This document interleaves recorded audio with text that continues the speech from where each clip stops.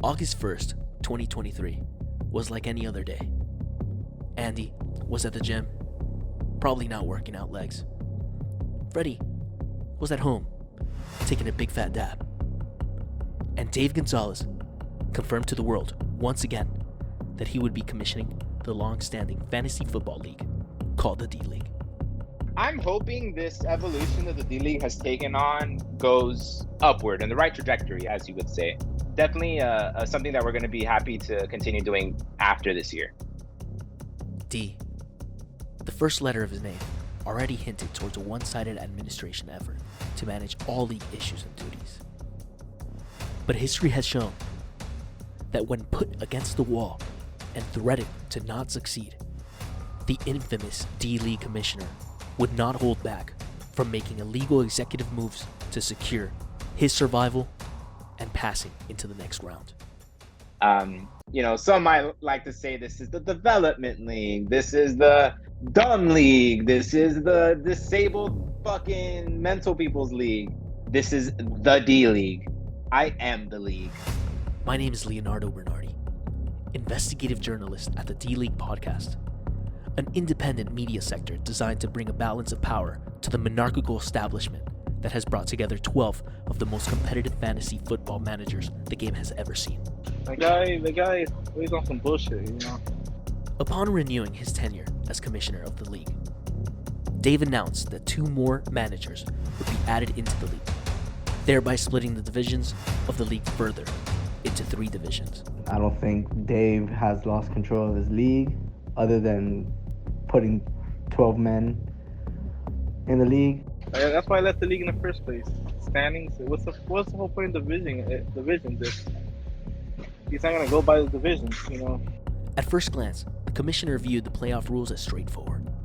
Top 2 of each division, a total of 6 playoff teams, 2 teams on bye week. However, upon realizing his knowledge of application management was limited, he decided to change those rules to top 3 plus 3 best records. For the playoffs, I think it's bullshit. This guy got me on the fact that to be a top 2 of each division.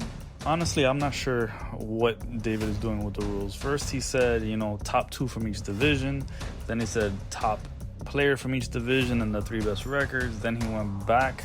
We're 1 week into the season, and Dave is still switching back and forth between how people are going to make the playoffs, and it's a little shady. In regards to his rules on the playoffs, I think it's obvious his decision making is cowardly and spineless. I thought we decided on the playoff rules, no? Right? However, on one fateful night, after an embarrassing Week 1 defeat, the commissioner once again showed nothing would deter him from assuring his passing into the next round. I, as your commissioner, would have to go in week 13, 14, right before the playoffs start, and manually put in the playoff teams. Once again, this time mid-season, the playoff rules seemed once again up in the air. I'd like to go over the rules if there were any fucking actual rules that made any sense. It is expected behavior from Dave. He has done things like this in the past where he says one thing and then completely changes his mind, or he'll act crazy and say he doesn't remember talking about that. Although the D-League has survived this many years without total collapse, a fair share of corruption scandals, illegal veto attempts, and last-minute rule changes have always been present. I think he's going to continue to change his mind multiple times, and there's going to be lots of drama at the end of the year, especially if he's close to making it to the playoffs. He will change the rules in his favor. I can see this league turning into straight chaos very soon. To be honest, I don't really care about the whole playoff situation. I'm going to make the playoffs regardless. After many complaints throughout the years, and with the uncertainty that lies ahead of this season, many league members have become increasingly vocal with their distaste for the league's governance. The commissioner, absolute fucking trash.